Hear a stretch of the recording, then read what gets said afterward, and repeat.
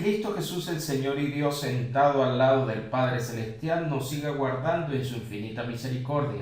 Les doy nuevamente la bienvenida a este video número 8 acerca de una serie de estudios que hemos denominado las características de la fe bíblica. Y se nos ha hecho necesario hablar de ella porque ha sido muy distorsionada en el mundo secular, al punto de que hoy está siendo usada para hablar de prosperidad y de alcance de todo aquello que queramos. Sin embargo, muy pocas veces es usada la fe para poder vencer todo aquello que nos estorba en la santidad. Si observa los videos anteriores, podrá entender que la fe en el hebreo fue conocido como emuná, y de la cual pudiera estar proviniendo el término amén. Ya en el Nuevo Testamento escrito en griego, la palabra que define la fe es el pistis, y cuando fue traducida a estas versiones al latín, se usó el término fides, que era un término que representaba confianza y fidelidad, y que fue adaptada en nuestro español como fe. Sin embargo, la fe reúne unas características muy específicas y según Hebreos capítulo 11, verso 6, con ellas se hace posible agradar a Dios. Efesios 4, verso 5 nos dice que es una sola fe y Primera de Pedro capítulo 1, verso 9 nos asegura que el propósito, objetivo o meta de la fe es la salvación del alma. Que en Hebreos capítulo 10, verso 39 nos asegura que la fe es un preservante para ese alma, es decir, que nos permitiría alejarnos de contaminación o de corrupción. En el video número 7 pudimos captar todo lo que la fe ya podía producir en ese primer siglo, y a través de ella se podía ser justificado, también se podía entrar en la gracia, se podía alcanzar el perdón de pecados, la purificación inclusive de mente y corazón, podía adquirirse la promesa del Espíritu Santo e inclusive hacerle frente a ese enemigo llamado diablo que estaba lanzando sus dardos contra los creyentes. También hemos podido observar que la fe tiene una relación perfecta con una promesa que fue conocida como Evangelio y que se inclinaba para hablar de ese reino que estaba siendo prometido desde el Antiguo Testamento y que según Juan el Bautista y aún el mismo Cristo, ese reino ya se había acercado en ese primer siglo, pero que no tendría consumación ni entrega hasta que no fuera vencido un cuerno de la cuarta bestia, como lo anunció Daniel en el capítulo 7. También pudimos notar que ese reino vendría después de la segunda venida del Señor, venida que según los adverbios de tiempo usados no estaba muy lejana a los hermanos del primer siglo. Cristo es el autor, pero también asegura que es el consumador de la fe.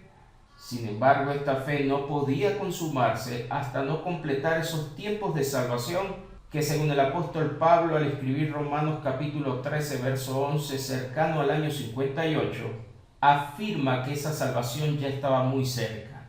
Y el apóstol Pedro, unido a este planteamiento, nos dice en su primera carta, capítulo 1, verso 5, una carta escrita después del año 64, que la salvación estaba preparada para ser manifestada en el tiempo postrero, tiempo que no estaba muy distante de ellos, y por eso el apóstol Juan en su primera carta, capítulo 2, verso 18, asegura que ya estaban viviendo el último tiempo. Porque Cristo se había presentado, según Hebreos 9:26, en la consumación de los siglos, para abrir unos siglos nuevos donde moraría la justicia y que según Efesios 2:7 derramaría la abundante riqueza de la gracia en esos siglos venideros. Asumiendo correctos los adverbios de tiempo, pronto y cerca, podemos asumir que en el siglo XXI ya esa fe se encuentra consumada. En todos aquellos hombres del Antiguo Testamento se mostró como una fe no revelada que estaba dada en misterio, pero gracias a la resurrección del Señor, fue revelada esa fe a todos con ese levantarle de los muertos. Pero habían profecías antiguas que todavía no se habían consumado y que tendrían que ver con esa fe que estaba siendo anunciada. Y por eso podemos notar en Apocalipsis capítulo 10, versos 6 y 7, que en el toque de la séptima trompeta ese misterio dado a los profetas se consumaría. y hemos podido notar en muchos videos la relación perfecta entre el libro de Apocalipsis y una serie de profecías antiguotestamentarias, que según 1 Corintios capítulo 13 a partir del verso 8, todavía en ese momento de escribirse la carta había una parte profética que no se había consumado y que tendría su final cuando lo perfecto viniera. Les invito a quedarse en este nuevo video y volver a escudriñar con detalle todo lo planteado, con la simple intención de que pueda reforzar su creer y alejarse de lo que se ha conocido como la apostasía o la falsificación de la fe. No olviden que Dios es uno, y la unidad según Juan capítulo 17, 20 en adelante es un mandamiento e inclusive un deseo del mismo Señor de que seamos uno para que el mundo crea que Él fue enviado. Por tristeza, los entes religiosos muchas veces terminan predicando en la división, y esto hace que el mal llamado ateísmo tenga mucho más fuerza al descubrir cristianos divididos. Espero en el Señor disfrute este video que hemos preparado con mucho cariño. Cristo Jesús el Señor nos siga guardando en su infinita misericordia. Para seguir avanzando en cuanto a los detalles de esta fe que hemos hablado, necesitamos seguir mostrando cuál es su finalidad. Y según hemos visto en 1 de Pedro capítulo 1 verso 9, el fin de esa fe de la que venía hablando era la salvación o la liberación del alma. Recordemos nuevamente que no menciona nada acerca del cuerpo.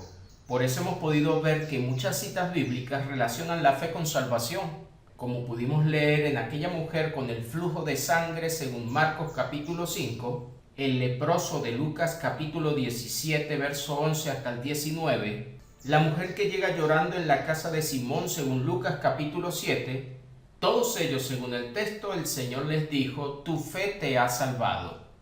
También pudimos notar que la fe no tiene nada que ver con cosas materiales, porque aún podemos leer en Lucas 16 a partir del verso 19 a un mendigo llamado Lázaro que, a pesar de haber alcanzado el seno de Abraham, no obstante murió deseando comer.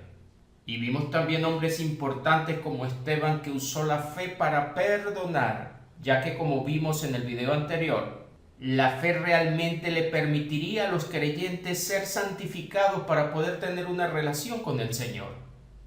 Este sintagma que estamos viendo acá está conformado por un término griego que se escribe telos, y que indica el punto al cual se apunta como límite, es decir, el resultado final que se espera.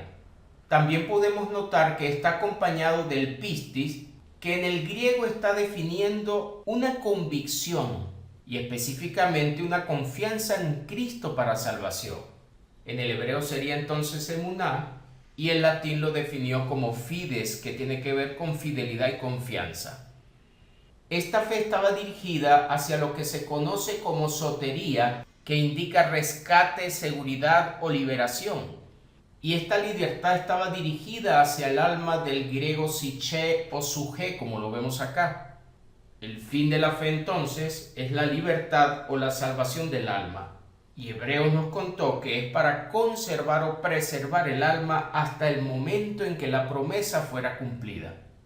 Pero sería necesario preguntarnos, ¿salvos o libres de qué? Muchos hablan de salvación, pero la salvación tiene que ver con libertad o rescate de un peligro. ¿Y cuál sería en sí ese peligro? También deberíamos preguntarnos, ¿somos salvos? ¿Estamos siendo salvos? ¿O seremos salvos? Es importante escudriñar cómo está planteada la salvación 20 siglos después. ¿Estará planteada en presente? ¿Estará planteada como un tiempo en gerundio que todavía no se ha completado pero que ya de alguna manera arrancó? ¿O la definimos como un tiempo cumplido? Dependiendo cómo lo entendamos, vamos a obtener los resultados correctos de la fe. Tengo a bien siempre pensar en esta cita bíblica de Proverbio 23:7, donde asegura de alguna manera que somos tal cual es nuestro pensamiento. En el hebreo esta palabra pensamiento está definida por nefek, que indica más bien alma, y según lo que nos está contando, somos tal cual es nuestra alma. Los paradigmas tienen por fin desordenar nuestros pensamientos. No es lo mismo levantarnos cada día pensando que algo viene, a sentir que algo ya existe. Para los hermanos antes de Cristo venir, ellos estaban esperando que una fe fuera revelada, según nos cuenta Gálatas 3:23. Pero una vez que Cristo resucita, ya no estarían a la espera de esa revelación porque el tiempo se habría cumplido. Por el contrario, más bien estarían esperando el tiempo de la consumación cuando la salvación se completara. Y por eso se hace muy importante discernir muy bien los adverbios de tiempo, pronto y cerca que acompañaban a esos escritos del primer siglo. Porque si ellos eran literales, hoy día no estaríamos pensando de la misma manera. Y posiblemente se estaría levantando en muchas religiones la ideología o el pensamiento de una iglesia que estaba hacia la espera de un cumplimiento de tiempos, pero según vemos era pronto. Si los adverbios eran literales, hoy no esperamos esos tiempos, sino que están a nuestro alcance para poder ser abrazados. Hemos visto que Apocalipsis capítulo 1, verso 1 al 3 habla de que lo que allí va a suceder acontecería pronto. Y el tiempo estaba cerca. Pero allí vemos en Apocalipsis el gran final de la victoria del Cristo sobre todos sus enemigos para reinar por los siglos de los siglos. Si este pronto lo hacemos alegórico, estaríamos diciendo que aún Cristo no ha vencido, como podemos captar en Hebreos capítulo 2, verso 8, donde todavía al escribirse la carta, aún no veían que todo estuviera sujeto bajo los pies del Cristo. Porque esa sujeción, según Apocalipsis 11:15, estaría dada en el momento en que la séptima trompeta fuera tocada. Dependiendo cómo veamos estos adverbios de tiempos que indicaban cercanía, podemos ubicar nuestros pensamientos y actuar en nuestras almas tal cual lo estamos entendiendo. Cuando Pedro nos habla de libertad, de ese griego sotería, nos invita a revisar en qué se sentían libres los hermanos del primer siglo. ¿O qué libertad estaban esperando? Cuando leemos en versiones como la Reina Valera en nuestro presente, podemos notar que ya en Romanos 8, verso 1 y 2, el apóstol Pablo le estaba diciendo a esos hermanos cercanos al año 58, que en ese momento ninguna condenación habría para los que estaban en Cristo Jesús. Y de esta manera estaríamos captando una primera verdad: eran libres de condenación. Esta palabra en el griego se escribe katácrima, donde kata indica debajo y el crima viene de crino, que indica juicio o una sentencia que comúnmente es contraria. Por eso dice que es una sentencia adversa. Si ya ellos están diciendo en ese momento que ninguna condenación hay para los que están en Cristo Jesús, podemos entonces asumir que ya se sentían libres de esa condena. Pero también dice el texto que la ley del Espíritu de vida en Cristo Jesús los había librado de la ley del pecado y de la muerte. Y podemos notar el término librar en este verso. Sin embargo, no aparece la misma palabra sotería que vimos en Pedro, sino que en su lugar encontramos el término eleuseró. Y también está siendo definido como liberar o eximir de una responsabilidad moralmente. Según el texto, esta libertad tendría que ver con que ya eran libres de la ley del pecado y de la muerte. Y si lee el capítulo 7, notará que estaba refiriéndose a ese poder que ejercía el pecado sobre la mente del creyente, ya que el apóstol Pablo aseguró que con la mente servía a Dios, pero con la carne a esa ley del pecado. Pero el Señor afirmó que la verdad los haría libres. En Hechos capítulo 10, verso 38, también podemos leer que el Señor anduvo haciendo bien y sanando a todos los oprimidos por el diablo. Y en este caso encontramos una opresión de ese maligno, que del griego al español se escribiría algo así como katadunasteuo, donde kata sigue siendo debajo, y esta segunda palabra estaría definiendo una especie de gobernante que estaría empoderándose de esas personas. Nos dice el texto que estos oprimidos por el diablo estaban siendo sanados por el Señor, donde se usa una palabra griega que transliterada sería ianomai, que es un verbo primitivo que normalmente indica curar de manera literal o figurada. Así tendríamos entonces que también estaban siendo sanados, curados o liberados de esa opresión del enemigo. Hemos visto en el video anterior que la fe servía para hacerle frente justamente a ese enemigo, Y según Santiago 4:7, sometiéndose al Señor, el enemigo huía de los creyentes, al punto de decir primera de Juan 5:20, que todo aquel nacido de nuevo nunca podría ser tocado por el enemigo. En Hebreos capítulo 2, verso 14, encontramos que Cristo también participó de carne y sangre para destruir por medio de la muerte al que tenía ese imperio sobre la muerte, es decir, al diablo, y librar a todos los que por temor a la muerte estaban durante toda la vida sujetos a servidumbre. Nuevamente encontramos aquí el verbo librar, pero tampoco está definido por el término sotería que hemos visto, sino que en este caso se usa el término apalazo, que indica un cambiar de lo que se era, y de alguna manera también lo relacionan con libertad. En este caso lo que estaría cambiando sería ese temor a la muerte. Vivir en esa emoción nos hace sentir esclavos, al punto de que muchos se entregan al pecado en la vida porque piensan que de la muerte nadie se escapa. Pero Cristo vendría a cambiar ese pensamiento, librándolos de ese temor para rescatarlos de esa sujeción a servidumbre en la que se encontraban. Es importante reconocer que en este texto la palabra muerte está definida por tánatos o tanatos, como algunos les dicen. No olvidemos que esta letra griega en nuestro español sería un TH, pero se pronuncia como un DS. Y es importante que lo definamos muy bien porque también existe el necros. En este caso, este término define al cadáver en sí, mientras que el thanatos está definido como ese lugar a donde tenía que ir el alma, e inclusive es relacionado en la Biblia con la muerte producida por el mismo pecado, como lo dice Efesios en el capítulo 2, verso 1. Pero al vencer el thanatos, ya las almas no estarían a merced del pecado.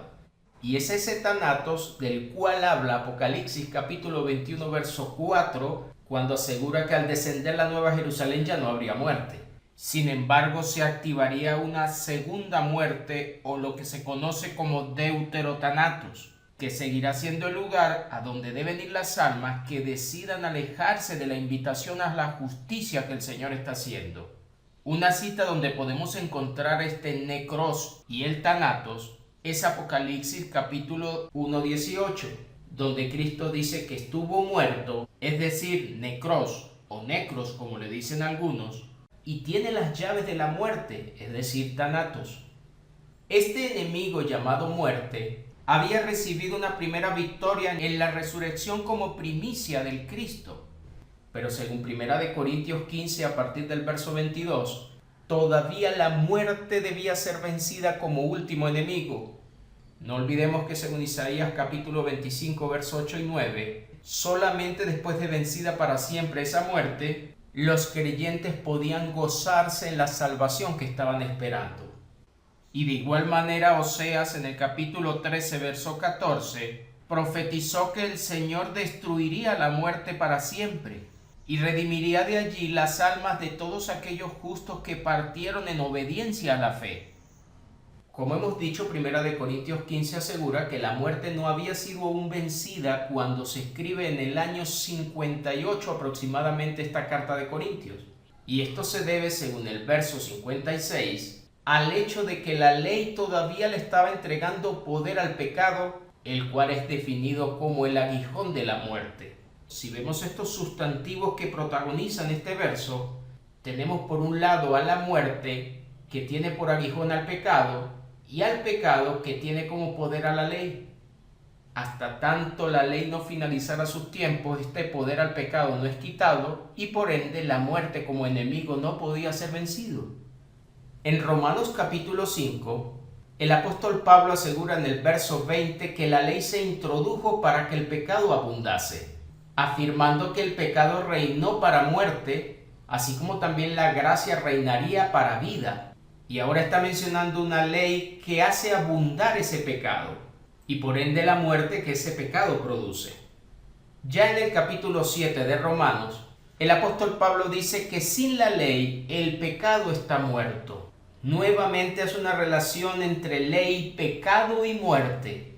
Y dice el apóstol Pablo en el verso 9, que venido el mandamiento que traía esa ley, el pecado revivió y yo morí. Y para referirse a este término morir, que indica el mismo instante en que se adquiere la muerte, se usa en el griego un término que transliterado sería apognesko y define ese instante en que se deja la vida para activar inmediatamente la muerte.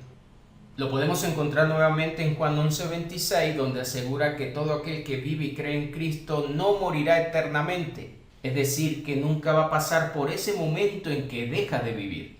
Porque todo aquel que ha entrado en esa gracia que otorga vida eterna, no puede estar ya nunca sometido al pecado que activa la muerte y que recibe poder de esa ley.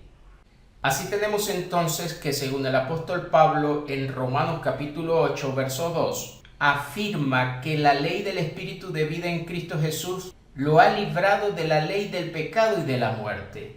Y nuevamente vemos esta libertad que tiene que ver con romper la atadura de ese pecado y de esa muerte que estaría activando la ley. Según Romanos capítulo 11, escrito cercano al año 58, podemos notar que el apóstol Pablo todavía está mostrando hacia el futuro ese pacto que Dios haría con ellos cuando Él quitara sus pecados. Y podemos notar que está hacia el futuro porque según el verso 25, era necesario que entrara primero la plenitud de los gentiles, diciendo, y luego, es decir, después de que esta profecía se cumpliera, todo Israel sería salvo. No olviden que ellos se sienten salvos en esperanza en ese momento de escrita la carta, porque la salvación según Romanos 13:11 estaba hacia adelante, aunque en un tiempo muy cercano. Y reafirma que esta salvación estaba escrita. Lo único que tenían a la mano en ese momento eran los escritos del Antiguo Testamento. Por eso hace uso de una profecía diciendo, vendrá de Sión el libertador que apartará de Jacob la impiedad, y este será mi pacto con ellos cuando yo quite sus pecados. Este texto nos está contando que dicha acción estaba después de la cruz, y al decir que vendría de Sión el libertador estaría haciendo referencia a la segunda venida del Señor. Y dése cuenta que era una profecía antiguo testamentaria. Hasta tanto no entrara esta plenitud de los gentiles, este pacto con la casa de Israel no estaría consumado. Y al hablar de plenitud del griego pleroma, es un término que también traduce remiendo o parche. Ese texto de Romanos 11 viene hablando de unos judíos incrédulos que fueron desgajados y en su lugar estaban siendo injertados olivos silvestres para hacer referencia a los gentiles. Ese espacio que esos judíos estaban dejando en ese primer siglo tenía que ser ocupado por gentiles porque era una profecía antiguo-testamentaria, pero no está refiriéndose a los gentiles de todas las eras, sino específicamente a esos que llenarían ese espacio vacío. Y hasta tanto no entrara esta plenitud de gentiles para provocarles a celos a ese pueblo judío, el nuevo pacto no podría ser confirmado. No olvidemos que la profecía de Daniel capítulo 9 verso 24 en adelante nos habló de las 70 semanas, las cuales estaban determinadas sobre ese pueblo de Daniel que estaba representado por los judíos, de los cuales vendría la salvación que también alcanzaría a todo Israel. Y según el texto también estaban determinados sobre la santa ciudad, es decir, Jerusalén. Al finalizar esas 70 semanas, que son tiempos proféticos, terminaría la prevaricación y se pondría fin al pecado, se expiaría la iniquidad y sería traída la justicia perdurable, sellando la visión y la profecía para ungir al Santo de los Santos. Todavía notamos que Apocalipsis nos muestra una visión profética, lo que indica que aún no estaba sellada. Después divide en el verso 25 estas 70 semanas, donde a partir de la salida de una orden se restauraría y se edificaría Jerusalén, y esto llevaría 7 semanas de esas 70, donde inclusive la plaza y el muro serían nuevamente edificados. Después cuenta 62 semanas que permitiría llegar hasta el momento donde se quitaría la vida al Mesías príncipe y que incluiría también a ese momento donde la ciudad y el santuario debían ser destruidos, acción que solamente se encontraría en el año 70 al 74 después de Cristo. Después de esa destrucción vendría ese fin de la guerra contra ese pueblo e inmediatamente después, según el verso 27, se activaría la última semana que estaría faltando para completar las 70 y en ella sería confirmado ese pacto con muchos. Por eso podemos notar que todavía al escribirse Romano, el pacto estaba hacia el futuro, porque esta carta fue escrita mucho tiempo antes de la destrucción de la ciudad y el santuario, y solamente sería después de esa destrucción donde la última semana confirmaría el pacto. Nos dice que esa última semana estaría dividida en dos partes. En la primera mitad harían cesar el sacrificio y la ofrenda, y por ende la segunda parte vendría el desolador para consumar los tiempos anunciados. Por eso es tan importante completar los tiempos bíblicos ubicando la desolación de la que había hablado Daniel. Cristo hizo referencia a ella en Mateo 24. Lo puede leer a partir del verso 15. Y ya en Lucas capítulo 21, verso 20 en adelante puede notar con más detalle que estaba hablando de ese rodear de Jerusalén con ejércitos para que fuera hollada por los gentiles. Acción que tiene que ver con esa gran tribulación que estaba siendo anunciada y que según Mateo 24:34 y Lucas capítulo 21 verso 32, esta acción sucedería en tiempos de esa generación con la que Cristo hablaba. Hasta tanto entonces no fuera activado este pacto, no podría aún hablarse de quitar los pecados. Y tiene sentido en que este pacto todavía no estuviera confirmado hasta que los tiempos de la ley no finalizaran. Ya en Hebreos 8 podemos encontrar una coherencia con todo lo anunciado. Para ello es necesario entender que esta carta de Hebreo fue escrita antes de la destrucción de Jerusalén y su templo del año 70. Y de esta manera podemos irnos ubicando en el contexto de la carta, la cual estaría escribiéndose entre el año 64 y 67 después de Cristo. Y en ese momento, según el verso 4, asegura que aún habían sacerdotes que estaban presentando ofrendas según la ley. No olviden que en la primera mitad de la última semana estos sacrificios y ofrendas cesarían, pero podemos notar aquí que todavía estaban presentes porque aún el templo estaba de pie. Lo mismo puede leer en Hebreos 9, verso 9. Al decir que todavía se ofrecían sacrificios según la ley, entonces el nuevo pacto, según el verso 6, todavía estaba siendo mediado por el Cristo. Y al decir mediar es que de alguna forma está todavía en transición. La función de un mediador finaliza cuando las dos partes a las cuales está ayudando se ponen de acuerdo. Y en este caso Cristo estaría mediando la relación entre ese remanente del pueblo de Israel y el Dios Todopoderoso con el cual habían perdido la relación. Hasta tanto Cristo no le entregara el reino al Padre, todavía el pacto no sería confirmado. Asegura que este era un mejor pacto que estaba establecido sobre mejores promesas. Y en el verso 7 lo contrasta con el primer pacto al decir que él tenía defectos, lo cual hace que se abra un lugar para un segundo tratado. Ya que como hemos podido notar en esta cita del capítulo 9, verso 9 de Hebreos, esas ofrendas y sacrificios que en ese presente todavía estaban ofreciendo, no podían hacer perfecto en cuanto a la conciencia a ninguno que practicara ese culto. Al decir que tenía defecto, estaba hablando de que no era un pacto completo, lo cual es definido con el teleios, que indica completo, perfecto o maduro, y que tiene mucho que ver con eso perfecto que esperaban según 1 Corintios 13 a partir del verso 8. No olviden todo aquello que leímos en Daniel 9:24, donde habló que en ese momento se quitaría la iniquidad, finalizaría la prevaricación, finalizaría el pecado, se traería la justicia perdurable, se ungiría el Santo de los Santos. Todo esto tiene que ver con lo perfecto de lo cual está hablando. Acción que no podía lograr nunca el primer pacto porque en él nadie era justificado. La justicia solamente vendría a través de la fe. Y según Gálatas capítulo 3, verso 12, la ley no es de fe. En este mismo capítulo 8, al hablar de esa mediación que aún estaba en curso, nos muestra hacia el futuro la promesa que Dios había dado según Jeremías 31 en adelante, donde Dios había dicho que haría un pacto con la casa de Israel y sería en el momento en que pusiera las leyes en la mente de ellos y sobre el corazón las escribiera para ser su Dios y para que ellos fueran su pueblo.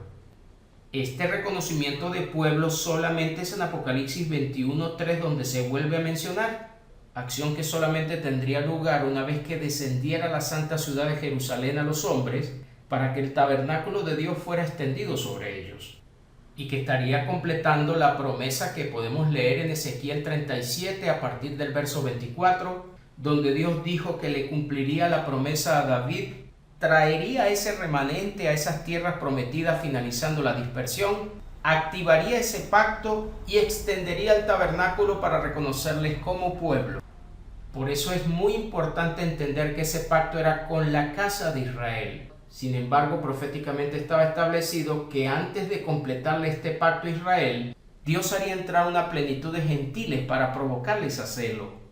Y en la nueva era, cuando este pacto se activara, muchas naciones vendrían a ser parte de este camino del Señor, porque la promesa según la fe era que Dios bendeciría a todas las naciones, así como se lo dijo a Abraham según Gálatas 3 a partir del verso 6. Y este ejemplar capítulo 8 de Hebreo nos dice en el verso 13 que al decir nuevo pacto ha dado por viejo al primero, y lo que se da por viejo y se envejece está próximo a desaparecer.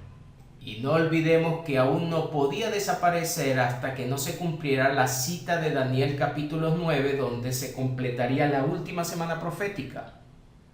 Al decir que está próximo a desaparecer, nos da a entender entonces que en el momento de escrita la carta, más de 30 años después de la cruz, este pacto viejo aún tenía un cierto grado de vigencia. Y por eso el nuevo estaba siendo mediado, porque el antiguo no había desaparecido completamente. Hasta no vencer la muerte y el pecado, la ley no podía ser quitada de en medio. Y mientras el templo estuviera construido, los sacrificios y las ofrendas estarían vigentes de alguna manera, como hemos visto que todavía en ese momento de Hebreo se presentaban ofrendas según esa ley. Este texto nos da a entender que no fue precisamente en la cruz donde desaparece este antiguo pacto. Podemos decir que en ese momento ese pacto se está quitando de en medio gracias al sacrificio del Cristo, pero necesitaba una confirmación que no podría tener lugar hasta que no se completaran las 70 semanas proféticas. Muchos que acomodan las 70 semanas proféticas en el año 33, utilizando un decreto de una tarjeta del año 458 a.C., y a partir de allí suman aproximadamente 490 años que da a entender las 70 semanas, ya que en vez de 7 días a la semana se cuentan 7 años por semana, según la cita de Levítico 25:8, y lo que analizan de esta manera aseguran que ese tabernáculo que sería extendido sería el mismo cuerpo del Cristo. Pero la cita nos habló de una destrucción de ciudad y de santuario. Y según Lucas 21, versos 20 al 24, el mismo Señor aseguró que esa destrucción de Jerusalén y su templo estaba escrito. El único lugar donde podía estar escrito en el Antiguo Testamento, y debían cumplirse todas las profecías, porque eran tiempos de retribución para que se cumplieran dichas palabras proféticas. Podemos encontrar en Ezequiel 16, a partir del verso 31 hasta el 43, que Dios había dicho que iba a castigar a Jerusalén como ramera, la iban a desolar, desnudar y quemar, y una vez que saciara toda su ira no se enojaría más con ella. De allí en adelante podemos encontrar, según Isaías 54, a partir del verso 15, que Dios ya no conspiraría contra su pueblo, y si lo hiciere alguna nación, lo harían sin la participación de Dios, pero dejando claro que delante de ellos también caerían, porque ningún arma forjada iba a prosperar contra ella. Volviendo a la cita de 1 de Pedro 1:9, necesitamos entender que esta liberación de la cual está hablando, que proviene del griego sotería, es una libertad o una salvación que todavía estaba siendo anunciada hacia el futuro del escrito. Pero curiosamente el apóstol Pedro utilizó el pronombre personal ustedes o vosotros, del griego humeís. Y ya me pregunto, ¿por qué no dijo nuestra salvación? Es como si el apóstol Pedro se estaba refiriendo a una libertad que iba a estar después del tiempo de vida de él. En su segunda carta, capítulo 1, él afirma que el Señor Jesucristo le había dicho que en breve debía abandonar el cuerpo, lo que nos hace presumir que el apóstol Pedro estaba hablando de una libertad que iba a acontecer tiempo después de él abandonar el cuerpo.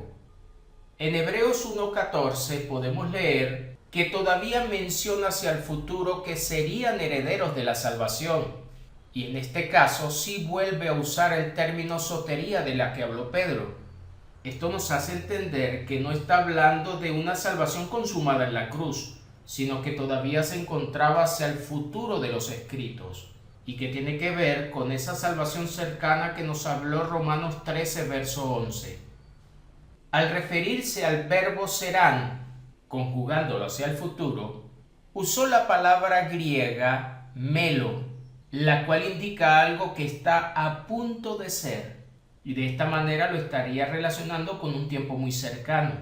También acompaña este verbo y esta libertad con la palabra griega kleronomeo para definir herencia, indicando la recepción de una parte que nos corresponde según una ley.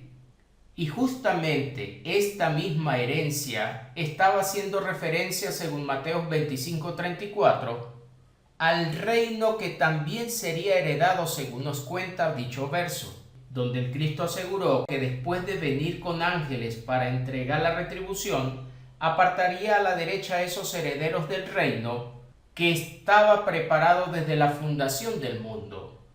Para definir ese término reino, utiliza la palabra griega basileia, que también tiene que ver con un gobierno, a diferencia del término basileus, que indica más al rey de ese reino. Y es de lo que hemos venido hablando, que fue mal traducido en Apocalipsis 1, verso 6, ya que ahí aparece basileia y sin embargo fue traducido en la Reina Valera como reyes, pero realmente está hablando de un reino.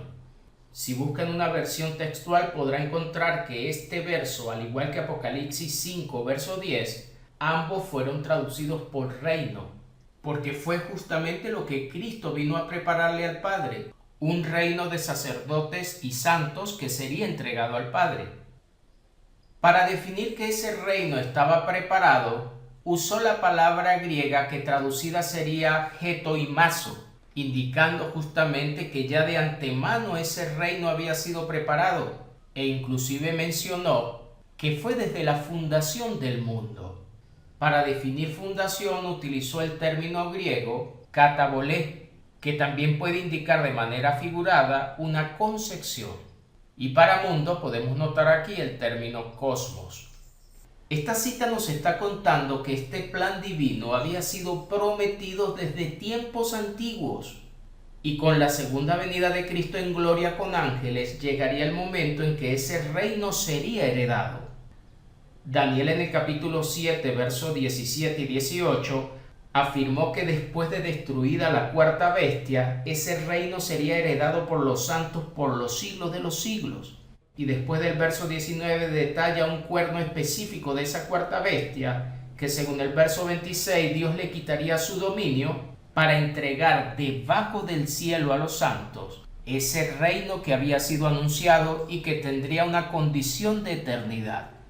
En Mateo capítulo 19, el Cristo le dice a sus discípulos que difícilmente entraría un rico en el reino de los cielos. Y nuevamente lo reafirma en el verso 24, al decir que sería más fácil que pasara por el ojo de una aguja un camello que entrar un rico en el reino de Dios. En ese momento sus discípulos, oyendo lo que Cristo decía, le preguntaron: ¿quién pues podrá ser salvo?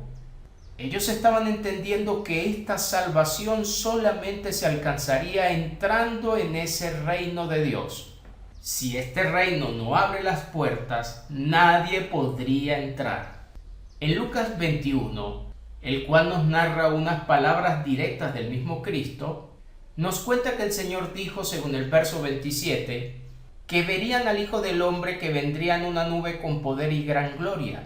Y cuando esas cosas comenzaran a suceder, la redención estaría cerca. No está hablando de una redención en la cruz, sino de una redención que estaría relacionada con su segunda venida. Por eso Efesios, escrito después del año 55, nos dice en el capítulo 4, verso 30, que ellos estaban esperando ese día de redención, y nuevamente lo podemos encontrar en el capítulo 1, verso 14. Hoy día se ha hecho común emprender cantos que dicen redimido soy o redimido fui, pero de manera muy paradójica aún están esperando que el Señor venga. Le sigue diciendo en este capítulo 21, pero en el verso 31, que cuando ellos vieran que estas cosas sucedieran, el reino estaría cerca. Lo que nos invita a entender que no fue en el año 33 donde lo entregaron, aunque podemos asegurar que hay una garantía gracias a esa arra del Espíritu Santo que había sido entregada. Pero también podemos entender, según el verso 34, que el Señor aseguró que no pasaría esa generación hasta que todo eso aconteciera, lo que nos da a entender que esta venida del Hijo del Hombre en la nube, esta redención y este reino que abriría sus puertas, sería consumado en tiempos de esa generación con la que él estaba hablando. Por eso el apóstol Pablo dijo que la salvación estaba cerca. Mateo, por su parte, lo relata en el capítulo 24 y no menciona de manera directa el reino, sino que les dice en el verso 33 que cuando vieran todas esas cosas, conocerían que estaba cerca a las puertas. Y de manera intrínseca está hablando de las puertas del reino que nos está relatando Lucas 21. Segunda de Pedro capítulo 1 les da una invitación a hacer unas transformaciones, diciéndoles en el verso 11 que de esa manera les sería otorgada amplia y generosa entrada en el reino eterno de nuestro Señor. Todavía al escribir Pedro esta carta cercano al año 64-65, está hablando de una promesa futura de otorgar una amplia entrada en ese reino, y de alguna forma lo vuelve a relacionar con esas puertas que nos habló Mateo. En Hechos capítulo 14, verso 22, el apóstol Pablo andaba confirmando los ánimos de los discípulos, exhortándoles a que permaneciesen en la fe de la que hemos venido hablando, y asegurándoles que era necesario que a través de muchas tribulaciones entraran en ese reino de Dios. Fíjense que el apóstol Pablo no se está sumiendo dentro del reino, porque él está convencido que previamente habría muchas tribulaciones. Y Mateo en el capítulo 24 nos habló de esa gran tribulación antes de que se dieran esos acontecimientos del reino que según el verso 34 sucederían en esa generación. Pero recuerde que si lee todo el contexto, a partir del verso 30 también estaba hablando de la venida del Señor en la nube, donde mandaría a sus ángeles.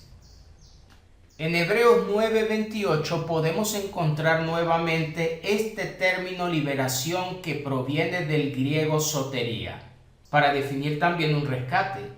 Pero según el texto, el Señor debía aparecer por segunda vez para completar esos tiempos de salvación.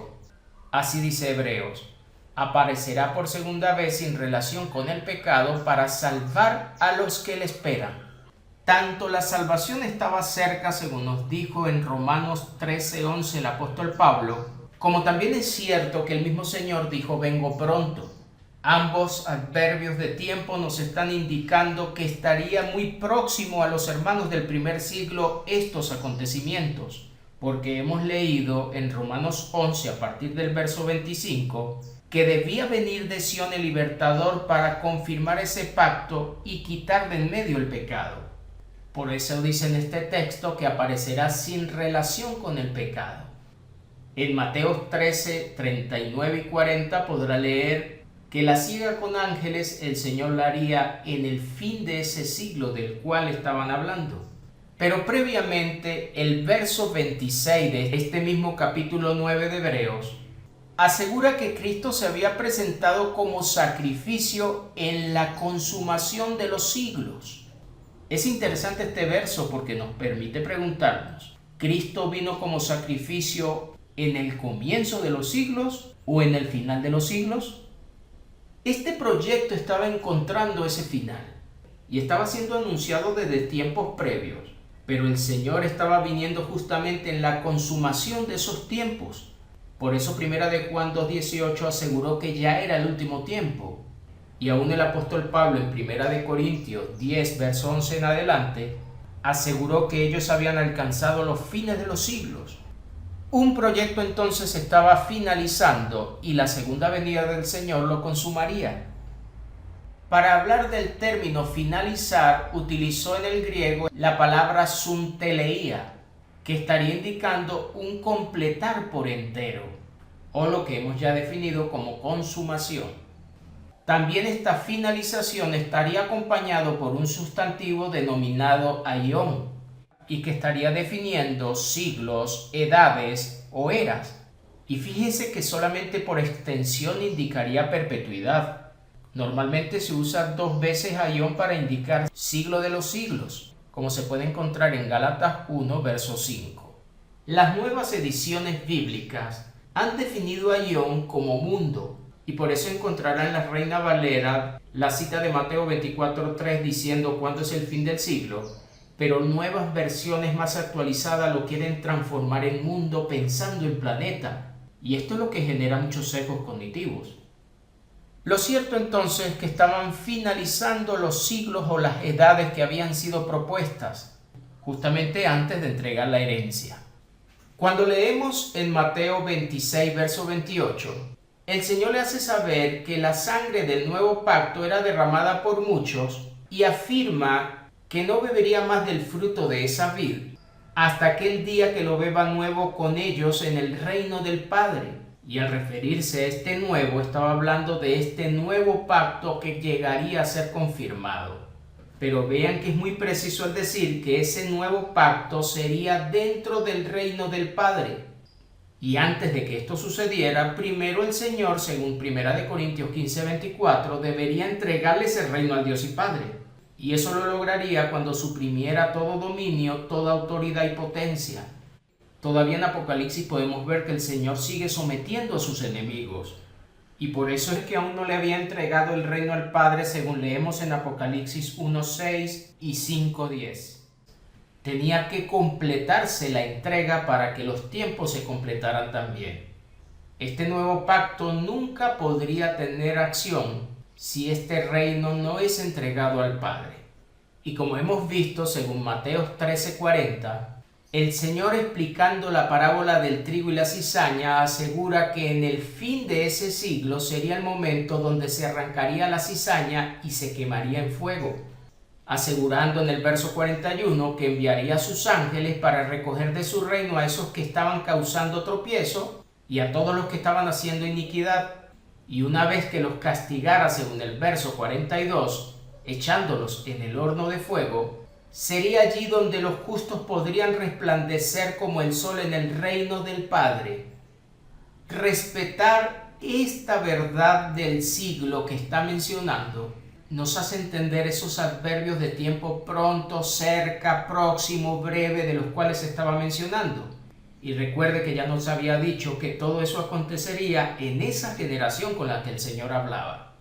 De esta manera estaría dándosele respuesta a lo que dijo en Mateo 26, de que bebería del fruto de esa vid en ese nuevo pacto dentro del reino del Padre. Si Cristo no le ha entregado aún el reino asumiendo un pronto alegórico, es tanto como decir que aún no hemos entrado en este reino del Padre. Y por tanto tampoco podemos decir que estamos dentro de ese nuevo pacto que sería confirmado. Daniel 12 también nos dijo que en esos tiempos del fin de los que estaba mencionando, muchos de los que duermen serían despertados, para hacer referencia a la resurrección, unos para vida eterna y otros para vergüenza y confusión perpetua. Pero asegura en el verso 3 que los entendidos resplandecerían como el resplandor del firmamento, y los que enseñan la justicia a la multitud como las estrellas a perpetua eternidad. Solo dentro del reino de Dios los justos podían resplandecer y cumplir esta profecía que nos está contando Daniel. Isaías 25, 8 y 9 también nos dijo que la muerte sería destruida para siempre, acción que todavía en 1 Corintios 15 a partir del verso 26 nos afirma que no estaba destruida. Y sería solamente después de esa victoria, según Isaías 25:9, que llegaría el Dios tan esperado para gozarse en esa salvación que ellos estaban aguardando. Vuelvo a presentar Romanos 13:11. Si esa salvación estaba cerca, según dijo el apóstol Pablo, entonces esta profecía de Isaías, incluyendo la destrucción de la muerte, también estaba cerca a los hermanos del primer siglo. Malaquías en el capítulo 4 Nos dice en el verso 2 que para todos aquellos que temían el nombre del Señor nacería el sol de justicia y en sus alas traería salvación. Pero observen que previamente debía acontecer un día ardiente como un horno, donde los soberbios y todos los que hacen maldad serían estopa, y Dios no les dejaría ni raíz ni rama. Observen bien que no habría salvación si previamente no se activa este día ardiente del cual anunció Malaquías. Isaías nos cuenta en el capítulo 62 que Dios no iba a descansar por amor a Jerusalén hasta que saliera como un resplandor esa justicia de la cual estaba hablando. Y agrega que junto a esta justicia la salvación también se encendería como una antorcha. En ese momento las gentes verían la justicia de esa Jerusalén y todos los reyes la gloria de ella. Le sería puesto un nombre nuevo y pasaría a ser corona de gloria en la mano de Yahvé, afirmando que así como el gozo del esposo con la esposa, así se gozaría con ella el Todopoderoso. Tiempos de gloria para esa ciudad amada de Jerusalén, que también alcanzaría a toda esa tierra de Israel antes que a los gentiles. Este resplandor de gloria que nos está contando la cita solamente podía ser factible dentro del reino del Padre Celestial. Por supuesto, una vez que el Señor se lo entregara. Y por eso vemos en Apocalipsis 21 cómo se manifestaría esa gloria dentro de esa santa ciudad de Jerusalén que descendería a los hombres.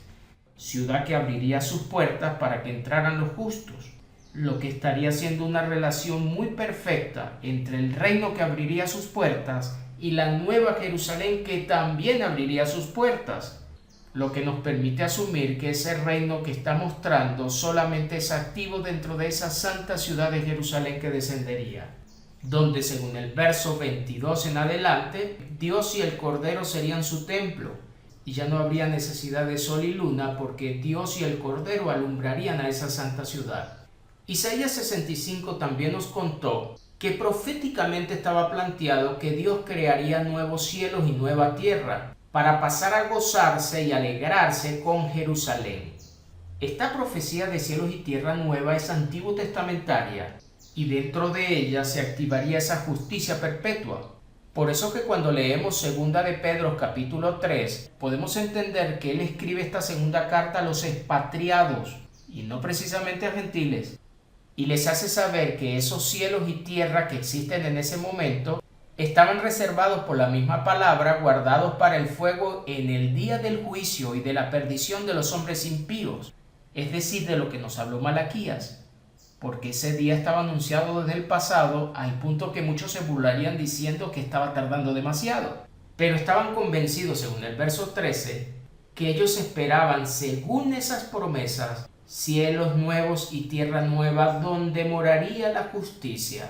No olvidemos que la justicia perpetua era uno de los proyectos de las 70 semanas, como vimos en Daniel 9:24. Para que estos cielos y tierra fueran nuevos, debía cumplirse una conmoción en ellos, como había sido profetizado en Isaías 24 a partir del verso 19, y que aún cuando leemos en Hebreos 12 versos 26 al 28, podemos captar que aún no habían sido conmovidos. Y hasta que no sucediera, lo inconmovible no podía ser entregado, dentro de lo cual también vemos ese reino inconmovible que Dios les estaba ofreciendo. Solamente es en Apocalipsis 12 donde vemos la conmoción del cielo, y una vez arrojado de allí el diablo y sus ángeles, descendería con gran ira para conmover la tierra en ese corto tiempo que tendría. Y no precisamente hablaba de la tierra como planeta, porque hemos visto en Ezequiel capítulo 20 versos 5 y 6 que hay muchas tierras, dentro de las cuales esa tierra donde fluía leche y miel asegura el verso que es la más hermosa de todas las tierras, porque según Ezequiel 36 a partir del verso 19, las naciones entendían que ese pueblo de Israel habían salido de la tierra de Dios, y debemos tener muy presente esta verdad cuando hablamos de ella, porque en nuestras mentes se generan distintos signos lingüísticos y posiblemente en este siglo XXI, cuando pensamos en tierra, lo primero que nos pasa por la mente es el planeta, es decir, el globo terráqueo. Pero para esos expatriados y dispersos del primer siglo, la tierra que ellos estaban entendiendo era esa tierra donde fluía leche y miel, esa tierra prometida a Abraham y a su descendencia, que nuevamente tendrían que volver a ella finalizando los tiempos de la dispersión. Isaías en el capítulo 42, haciendo referencia al Cristo como siervo escogido, Dios asegura que colocaría sobre él su espíritu y traería justicia a las naciones, dejando claro en el verso 4 que no se cansaría ni desmayaría hasta que estableciera en la tierra justicia. Pero si estamos entendiendo los tiempos, esto se consumaría en su segunda venida, porque no fue en el año 33 donde esta justicia perpetua quedó consumada, porque todavía en Pedro estaban esperando esos cielos y tierra nueva donde esa justicia moraría. Mateo en el capítulo 5, verso 18 nos cuenta que el Señor aseguró no solo que vendría a cumplir la ley y los profetas, sino que hasta que no pasara cielo y tierra, la ley no podía ser quitada hasta que todo se cumpliera. Y ese todo no es el que nos está contando Lucas 24:44, porque allí las profecías que se cumplieron son todas aquellas que hablaban del Cristo como hombre. Pero hemos podido ver que aún la desolación de la que habló Daniel no quedó consumada en el año 33. Hasta que estos cielos y tierra no fueran nuevos en justicia, no podemos decir que todas las profecías antiguas se cumplieron y por tanto la ley no podía caducar. Solamente es en Apocalipsis capítulo 21:1 donde vemos una profecía futura de un cielo y tierra nueva, tal cual estaba anunciado. Y el pronto de Apocalipsis nos hace entender que con esta cita estaría cumpliéndose en ese primer siglo todo lo que estaba anunciado desde el pasado. Sería aquí, con este cielo y tierra nueva, donde esta ley finalizaría.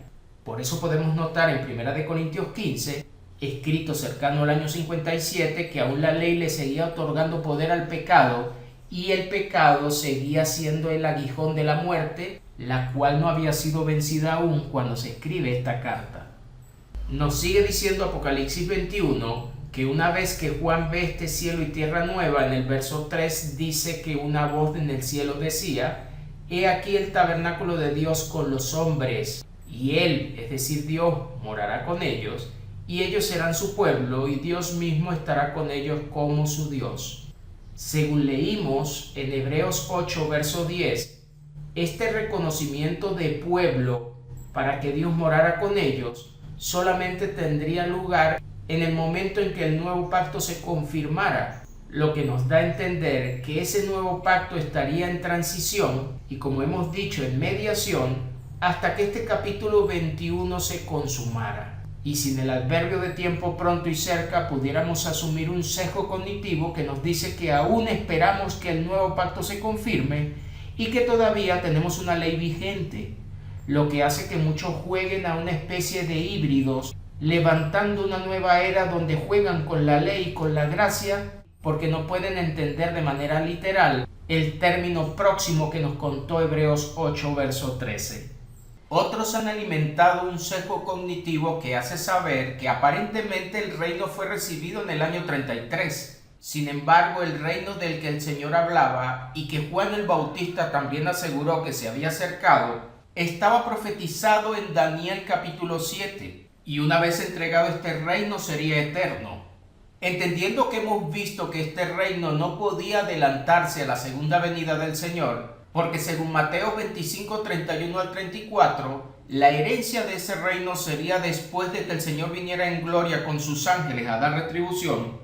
Esta verdad inevitable hace que todavía al escribirse Apocalipsis capítulo 5, verso 10, todavía está anunciando hacia el futuro que reinarían sobre la tierra. Estaba haciendo referencia a esa tierra que sería limpiada de impiedad, mensaje que estaba dirigido a esas 7 iglesias que estaban en Asia y que tenían unos destinatarios judíos. Por eso podemos encontrar que Apocalipsis 10, versos 6 y 7 les hace saber que en el toque de la séptima trompeta se consumaría el misterio profético que había sido anunciado desde el pasado. Y esto lo podían entender muy bien los judíos. Tanto es así que Apocalipsis hace mención al rey David y a ese linaje suyo que vendría a confirmar ese reino, porque era una de las promesas que Dios había pactado con ese rey según 2 de Samuel capítulo 7. No olvidemos que todavía al escribir Pedro sus cartas entre el año 64 y 65, aún les hace saber que hacían bien en estar atentos a las palabras proféticas de las Escrituras, porque ellas no conseguirían su final hasta tanto no se cumplieran todas las profecías. Y una de ellas era la creación de cielos y tierra nueva donde moraría la justicia, profecía que haría cumplir los tiempos de la ley.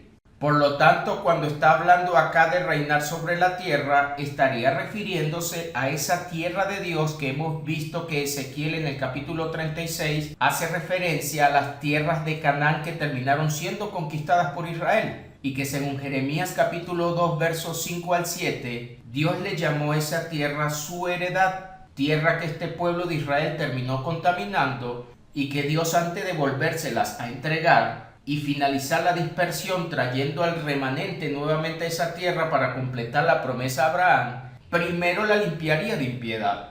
Y de esa conmoción es de la que nos estaba hablando Isaías 24.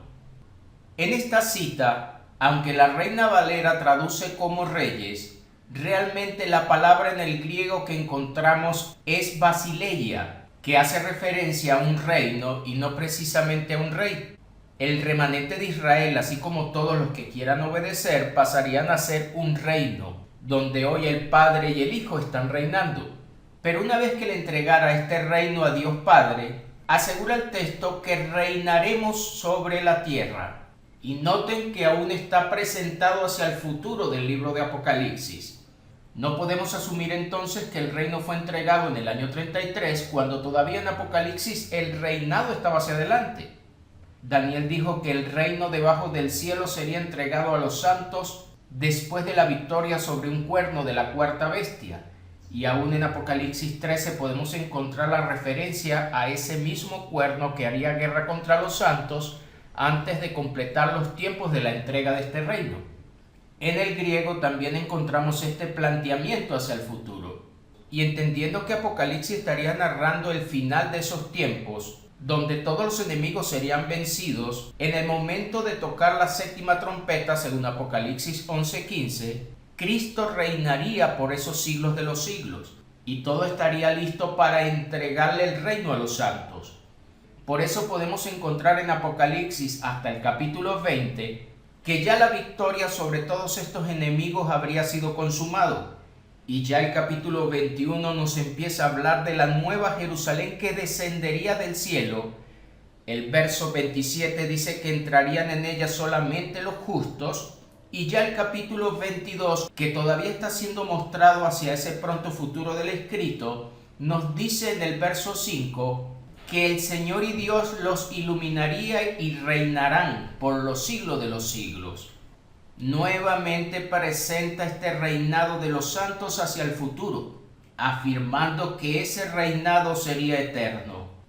Si no podemos llegar hasta este capítulo usando el adverbio de tiempo pronto, aún pudiéramos decir que Cristo no ha vencido totalmente, que las profecías antiguas no están consumadas, que el cuerno de la bestia narrado en Daniel no se ha cumplido y por lo tanto aún los santos no pueden tener este reino eterno, lo que haría que la ley siga vigente porque el antiguo pacto estaría todavía próximo a desaparecer. Y este próximo, escrito cercano al año 64 o 67 después de Cristo, ahora estaría 2000 años después siendo planteado como una especie de símbolo de alegoría, sacando los textos de contexto, porque vimos en Lucas 21 a partir del verso 27 hasta el 32 que el Señor vendría en la nube con sus ángeles y que el reino estaría cerca, afirmando en ese verso 32 que todo sucedería en tiempos de esa generación con la que él hablaba. Y si el pronto de Apocalipsis no es literal, tampoco podemos asumir lo que cuenta el capítulo 21, verso 1 hasta el 3, ya que desde esa perspectiva los cielos y tierra no serían todavía nuevos, la nueva Jerusalén todavía no habría descendido a los hombres, y mucho menos los redimidos han sido reconocidos como pueblo para Dios morar con ellos. ¿Y qué decir de lo que nos cuenta el verso 7 con respecto a que los vencedores heredarían todas las cosas y Dios les reconocería como hijos? Solamente el adverbio de tiempo pronto y cerca nos hace entender que estos tiempos fueron cumplidos y que este reconocimiento ya está activo en nuestra era. Sabiendo entonces que unos tiempos de castigos y de victoria sobre enemigos vendrían a consumarse, podemos ver que ya en Juan capítulo 3, el apóstol estaba contando según el verso 18, que el que cree en el Hijo no es condenado, pero el que no cree ya ha sido condenado. Asumiendo al usar este verbo haber en la conjugación del verbo, que la condena, a pesar de que todavía estaba hacia adelante, ya tenía acción en todos aquellos que decidían en ese momento no creer en el Hijo, porque la libertad de la que estaba hablando o la salvación de la que estaba hablando solamente podría ser alcanzable en el Hijo de Dios. En el verso 36, este mismo escritor nos dice que el que se rehusara a creer en el Hijo no vería la vida, sino que la ira de Dios está sobre él o permanece en él, como dice la traducción en el griego. Esa ira que estaba siendo anunciado hacia el futuro, de la cual nos habló Malaquías 4, ya podía asumirse que estaba sobre aquellos que decidieron rechazar al Hijo de Dios. Y entendiéndolo muy bien Juan el Bautista, según Mateo capítulo 3, cuando vio que muchos de los fariseos y saduceos venían a su bautismo, les dijo: generación de víboras, ¿quién os enseñó a huir de la ira venidera? Juan sabía muy bien que se habían acercado los tiempos de esta ira y que no estaba muy lejos a ese pueblo de Israel del primer siglo. En Mateo capítulo 11, versos 13 y 14, Cristo asegura que la ley y los profetas profetizaron hasta Juan, pero deja claro que ese Juan era aquel Elías que había de venir. Si usted mira nuevamente Malaquías en el capítulo 4, cuando nos habla de la ira, asegura a partir del verso 5 que antes de venir este día terrible del Señor, primero Dios enviaría a este profeta Elías, lo que da a entender que con la venida de Juan ya la ira se había acercado. ¿Dónde ubicaría usted esta ira anunciada en Malaquías y que nuevamente anuncia Juan si no se atreve a buscarla en el libro de Apocalipsis? ¿Dónde se pudiera colocar la destrucción de impíos en el año 33? Imposible es acomodarlo allí. Por eso la salvación que vendría después de la destrucción de estos impíos no se había hecho presente cuando Pablo escribe Romanos. Y aún Primera de Pedro 1.5 asegura que estaba todavía por manifestarse en tiempo postrero. Entendiendo que este día de ira se acercaba, en Romanos capítulo 5, versos 8 y 10, el apóstol Pablo muestra que Cristo había entregado su amor para con todos esos pecadores, y en esa justificación que vendría a través de la fe, por él serían salvos de esa ira que vendría, entendiendo que el Hijo no solamente los había reconciliado, sino que por él serían salvos por su vida. Relaciona esta ira con la salvación que esperaban, lo cual nos va aclarando el sentir de que la fe salvaría o libraría el alma de esa ira venidera. Primera de Tesalonicenses 1.10 también asegura que el apóstol Pablo afirmó que estaban esperando de los cielos al Hijo de Dios, quien los libraría de la ira venidera, porque Cristo debía aparecer por segunda vez para salvarlos. No es difícil comprender que la venida del Señor con ángeles traería lamento y retribución a todos los impíos. Por eso habla de reunirlos delante de Él para colocar hacia la derecha y a la izquierda y consumir en fuego a todos aquellos labradores malvados que consiguieran tropiezo en el Hijo. Pero Apocalipsis capítulo 22 verso 12 también asegura que esa venida del Cristo traería el galardón y la recompensa para todos aquellos que obedecerían su verdad. Tenemos ahora claro en Malaquías capítulo 4 lo que ya hemos venido hablando. Según el verso 5, Dios enviaría al profeta Elías antes de ese día grande y terrible. Y como pudimos ver en el verso 1, ese día ardiente sería como un horno, y todos los soberbios y todos los que hacen maldad serían estopa, y Dios no les dejaría ni raíz ni rama.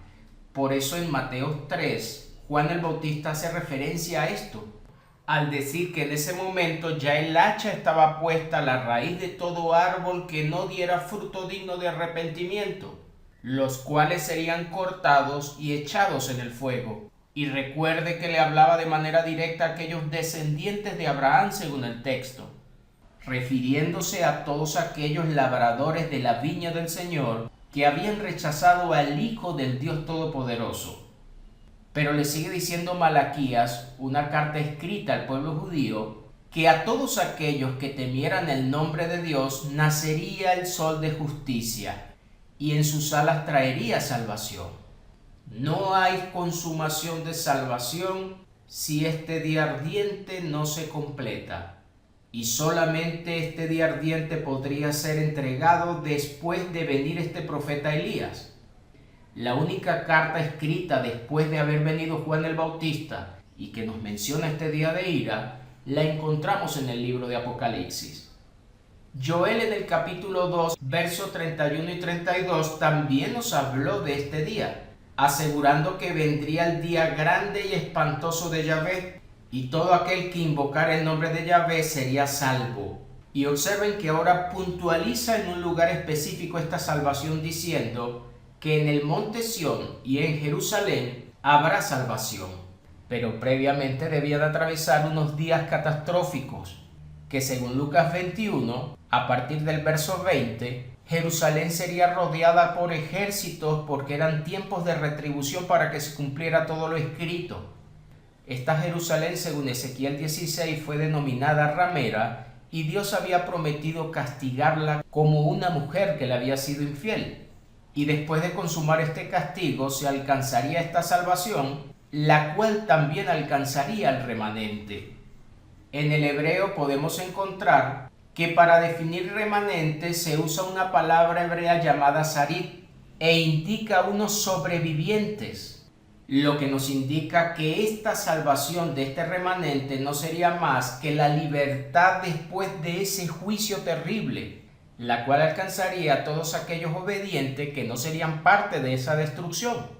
Tenemos entonces que Sarit define al remanente o a los sobrevivientes. Para definir salvación se utiliza la palabra hebrea peleitá, que también indica liberación, en concreto la porción escapada, y es justamente lo que nos está contando este término salvación. En pocas palabras, los judíos entendían muy bien que la salvación estaba relacionada con escaparse o sobrevivir a ese día espantoso del Señor, ese día en que la ira sería desatada. Hoy muchos hablan de salvación, pero no pueden definir realmente de qué son salvos. Y hemos estado viendo que este término en el griego denominado sotería tenía que ver con una libertad específica que sería alcanzada como objetivo de la fe. La versión de Jerusalén tiene este mensaje en el capítulo 3 de Joel, pero es más específico para decir que vendría ese día grande y terrible de Yahvé y que en el monte Sión y en Jerusalén habrá supervivencia, y entre los supervivientes estarán los que Yahvé llame. Es más clara para relacionarlo con lo que hemos visto en el hebreo. Una supervivencia, una libertad, un escape, una salvación después de que Dios consumara ese día grande y terrible que estaba siendo anunciado desde el pasado. En nuestro caso, para hablar de salvación futura, asumiendo un pronto alegórico, obligatoriamente tenemos que relacionarlo con el día espantoso. Pero si el pronto de Apocalipsis es literal, ese castigo no era para cualquier persona. Estaba muy bien especificado desde el Antiguo Testamento para esa ciudad de Jerusalén que tenía que ser limpiada de toda su maldad. Cristo dijo, y Lucas 11, versos 49 al 51 lo deja registrado, que Dios demandaría la sangre derramada en ella, comenzando desde la sangre de Abel, y asegura que serían tiempos de esa generación con la que hablaba, lo que da a entender que todavía no había vengado la sangre de mártires del pasado. Y en el capítulo 13, versos 33 y 34 afirmó que no era posible que un profeta muriera fuera de Jerusalén, lo que nos da a entender que esa sangre derramada sería vengada solamente en este lugar específico de Jerusalén en tiempos de esa generación. y asumiendo que Cristo lo refuerza casi 40 años antes de que Jerusalén fuera rodeada por estos ejércitos romanos y la destruyeran, estaríamos entendiendo que literalmente sería en esa generación. Y por eso podemos encontrar en Apocalipsis 16, del capítulo 1 hasta el 9, que las primeras copas fueron derramadas sobre esa responsable de sangre de mártires y profetas, que es el mismo calificativo que encontramos en Apocalipsis 18, verso 24, para referirse a esa ramera que el misterio fue llamada Babilonia la Grande, pero que en esa ciudad que sería quemada se hallaría la sangre de sus mártires y profetas. No es un castigo para el planeta, tampoco para una iglesia católica como han asumido o una Roma papal como lo presenta. Es específica para esa generación del primer siglo donde Jerusalén sería castigada. Por eso podemos entender, según Romanos 13:11, el por qué el apóstol Pablo dice que esa salvación estaba más cerca de ellos que cuando creyeron, porque él estaba hablando de esa supervivencia de ese día terrible del que serían salvos, y solamente a través de la fe podrían ser librados de ella. En este verso, para referirse a cerca, utilizó el término griego engúteron, que proviene de engus o engis, el cual encontramos en Apocalipsis 1, y que indica más cerca, en cuanto a distancia, pero también en cuanto a tiempo. Y recuerden que esta carta está escrita entre el 56 y 58 después de Cristo, lo que nos da a entender que todavía esa salvación estaba hacia el futuro del escrito y no precisamente ubicado en la cruz. A pesar de que podemos entender, según Romanos capítulo 8, versos 24 y 25, que gracias a la resurrección del Señor, ellos se podían sentir salvos en esperanza, porque como dijo Primera de Pedro 1:3, ahora esa esperanza era viva gracias a la resurrección del Señor. Pero deja claro que lo que se ve no hay que esperarlo. Y al definir qué es una esperanza, dice que con paciencia la estaban aguardando. Esta es la esperanza realmente de la que nos hablan muchos textos del Nuevo Testamento, aunque sea distorsionada para referirse a cualquier otro tipo de cosa que se espera. Pero ellos realmente tenían esperanza de salvación, y gracias al sello llamado el Espíritu Santo podían tenerlo garantizado. Isaías en el capítulo 4 ya había mencionado sobre todos estos acontecimientos proféticos. Asegura en el verso 2 que en aquel tiempo, es decir, el que esperaban, el renuevo de Yahvé sería para hermosura y gloria. Este renuevo iba a ser ese remanente que iba a quedar como sobreviviente y que alcanzarían esa gloria que nos está contando Apocalipsis en el capítulo 21. Y sigue diciendo, y el fruto de la tierra para grandeza y honra a los sobrevivientes de Israel. Observen nuevamente que está hablando de una sobrevivencia, y esto solamente es factible aplicarlo después de pasar un hecho catastrófico. Sigue diciendo el verso 3, y acontecerá que el que quedare en Sión y el que fuere dejado en Jerusalén será llamado santo. Según Daniel 7, verso 26-27, el reino sería entregado a los santos, pero este adjetivo calificativo solamente sería aplicado a esos sobrevivientes que quedaran en Sión y en Jerusalén. No está hablando con el planeta entero, porque las promesas fueron hechas directamente a un linaje de Israel, que según Romanos 11, verso 6, fue escogido por gracia. Sigue diciendo que todos los que en Jerusalén estén registrados entre los vivientes. Y observen que ahora se inclina en el verso 4 para referirse a que el Señor lavaría las inmundicias de la hija de Sión y limpiaría la sangre de Jerusalén en medio de ella, con espíritu de juicio y espíritu de devastación. Esta desolación que iba a sufrir esta Jerusalén denominada ramera, tendría por fin limpiar esa sangre derramada en ella. Dios había enviado profetas y a ellos le habían dado muerte. E inclusive algunos apóstoles fueron víctimas de estos homicidios. Y por eso en Mateo 22, cuando habla de la parábola de las bodas, nos dice el verso 7 que el rey se enojaría y le quemaría la ciudad a estos homicidas. No son acontecimientos para relacionar con el globo terráqueo. Tampoco estaba haciendo referencia a acontecimientos a partir del siglo II. Era muy específico para referirse a la Jerusalén impía de ese primer siglo, a los cuales les llamó el Señor generación de malvados, generación de víbora, le dijo Juan, Y Pedro dijo en Hechos 2, perversa generación. Mateo 21 nos cuenta un relato muy claro. A partir del verso 33 nos habla de esos labradores malvados que estaban a cargo de la viña, que según Isaías 5 la viña representaba al pueblo de Israel, y dice en el verso 38 de Mateo 21 que cuando vieron al Hijo de Dios, que justamente era el heredero, dijeron, venid, matémosle y apoderémonos de su heredad. Y tomándole le echaron fuera de la viña y lo mataron. Hasta aquí nos estaría contando el Señor lo que iba a acontecer en el año 33. Pero luego les dice el mismo Cristo, cuando venga pues el Señor de la viña, ¿qué hará aquellos labradores? Ellos le dijeron, a los malos destruirá sin misericordia y arrendará su viña a otros labradores que le paguen el fruto a su tiempo.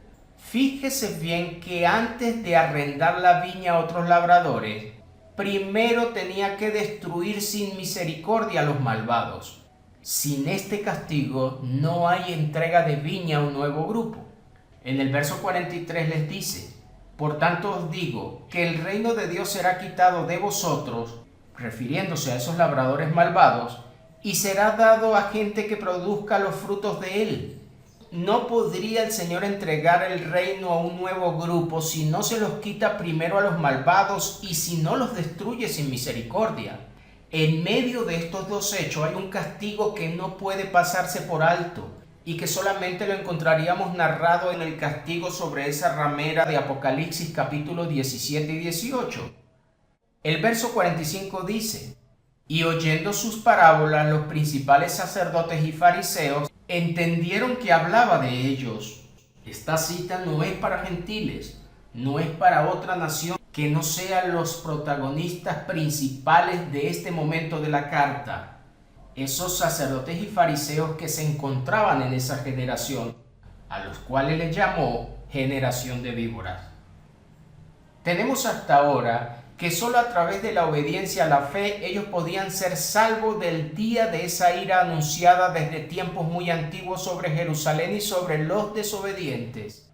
No era una ira para usted y para mí, mi amigo que me escucha. Hay que ubicarla primeramente en el contexto.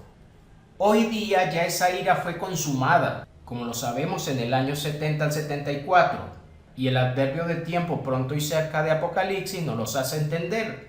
Y más sabiendo que en el capítulo 11, verso 2, asegura que Jerusalén todavía no había sido hollada por los gentiles cuando la carta se escribe, lo que nos da a entender que esta carta de Apocalipsis fue escrita antes del 70 y por eso los acontecimientos que estaba anunciando dentro de ella estarían pronto a consumarse. Uno de los errores que se produce es colocar esta carta después del 92 y ante este error ya Jerusalén habría sido destruida y todo aquello que sigue mencionando la carta de Apocalipsis hacia el futuro, habría que buscarle otros tipos de protagonistas.